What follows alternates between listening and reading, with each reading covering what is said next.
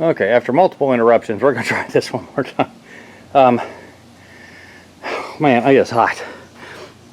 I just got this together, just hooked the battery up. I've not tried cranking or nothing. I've already primed the system. I didn't bring you back for that because it's too hot and I just don't have time. So just got the power steering pump topped off, and like I said, the battery was hooked up, so I'm pretty good on antifreeze. I had to hack this cold air intake because it was not designed for this vehicle. I ended up having to use a plumber's fitting. Don't even get me started, but I had to build an extra bracket that you really can't see underneath. There's that piece of aluminum kind of right there center screen. Yeah, that actually goes up and holds this thing steady because the 2 bolts that were in it weren't going to cut it. So like I said, I've already primed it. I'm not talking about fuel, I'm talking about the oil side of it. So now let's get the old mechanical gauge out, and it's probably going to click a bit because that's what they do. I spun the engine around while I was doing it. So uh-oh, come on now. Oh, it's one of them. Okay, here we go. Nope, nope, nope, nope. No radio.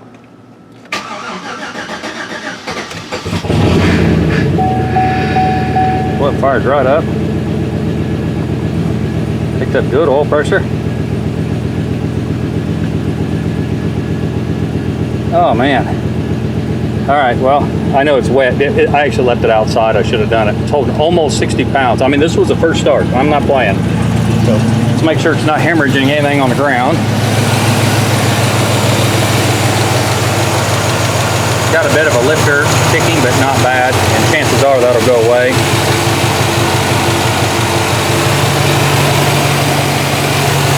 Yep. Oh, you know what? The air conditioner's on. All right, let's see if we're leaking anything on the ground.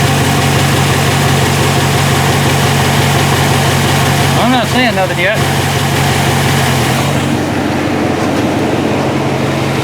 Electric fan just kicked on. That's a good sign I got my wiring right.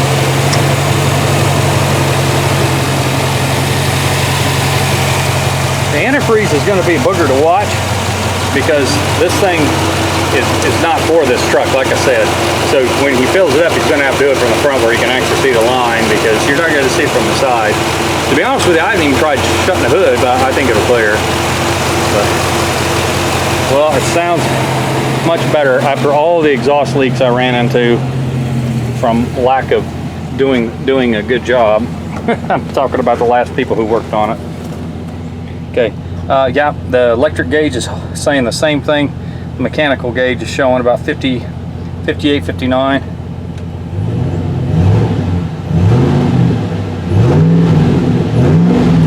Yep, sounds pretty good. So, man, I'm happy with this because, boy, I was concerned. So, I'm sorry, that gauge is all crooked. So if you're actually looking at it the way it's supposed to be, like in a dash, this is what it reads. Like I said, I'm not sure you can see it really good because it got moisture behind it because I left it out here in the rain. Well, it was underneath the truck, but it still drew moisture. It's my bad. But it is, like I said, it is holding right at 58 pounds. And yeah, I'm pretty happy with that.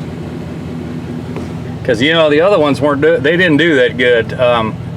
When I started them up, I mean, I couldn't get more than 40, 45 pounds out of them. And when they were hot, it was like 20 pounds. And boy, I was pretty disappointed. And that actually has to do with the way the bypass, I guess, and the spring is set up partially. So,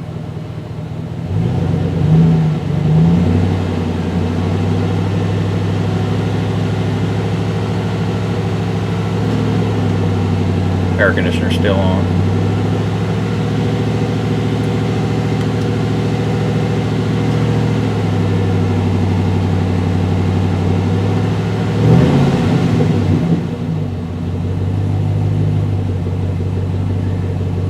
As it's warming up, temperature's coming up pretty quick, and that is several reasons. One is it's hot outside. Number two, the air conditioner's on.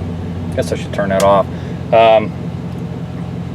And it's probably going to need antifreeze again. I put 3 full gallons in it. Let me first off, let's get this down. I shouldn't, but since it's on, we might as well make it that way.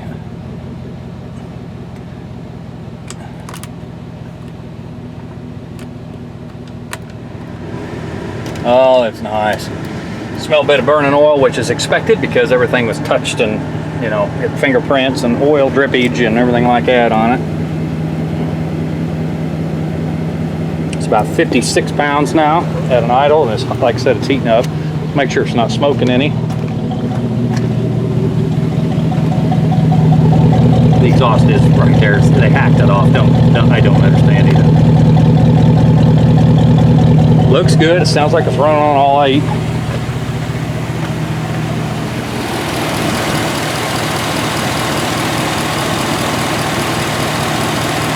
what the antifreeze looks like. See if it's going down any. Oh, yep, it sure has.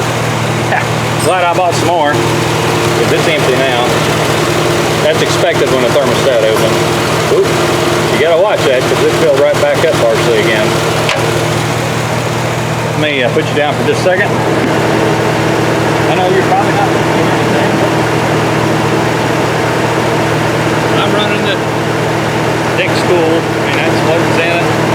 So that must be what he wanted, or who was servicing it. So that's what I'm putting in. 50-50, obviously. I'm born from it now.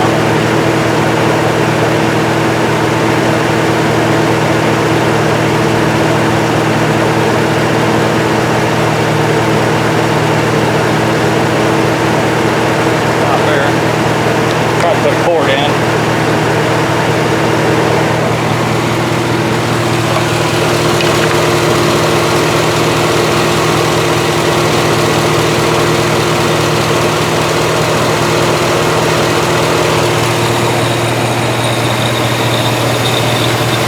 Yes, I filled its hose up a couple of times before I put it on. After filling the rest of the engine up, it's something I do because these are reverse flow, which means it actually pulls from the top and discharges from the bottom instead of the old Gen 1s that pulls from the bottom and discharges from the top. So, yeah, I'm pretty happy. I'm going to go through a heat cycle or 2, then I'm going to change the oil because that's what I do. I don't, if there's any debris or anything that was ugly in it, I want it out and new stuff in. So,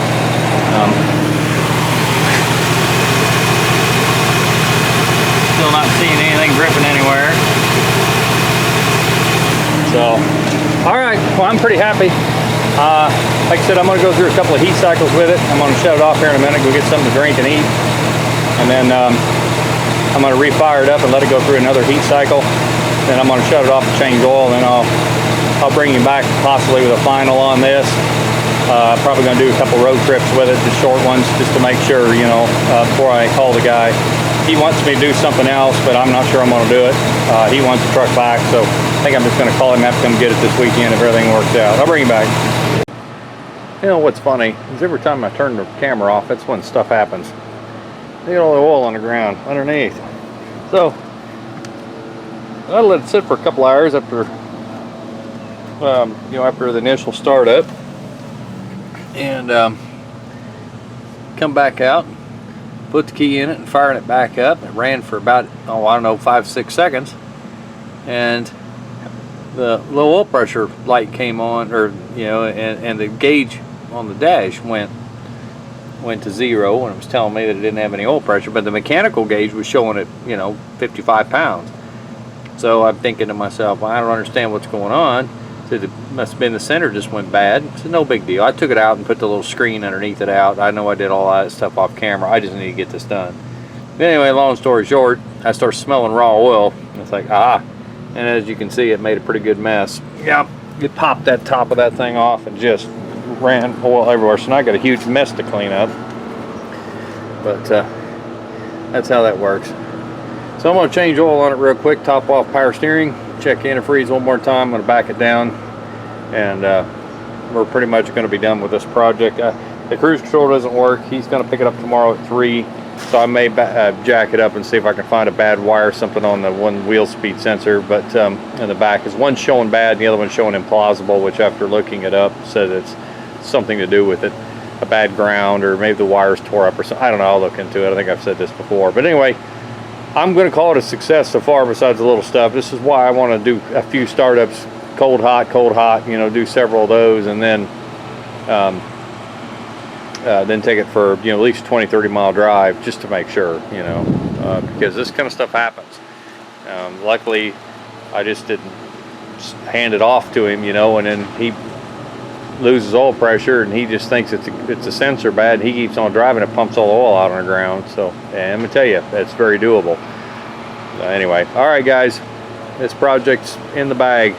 I know you can't really, I mean, you can see it, but if you notice that somebody bought the front clip off my Suburban, and I gotta get that engine out of there. It's sitting there, been exposed to atmosphere the last couple of weeks. So I got a yard to mow and all kinds of stuff. So anyway, I'll bring you back, and then we get on another project.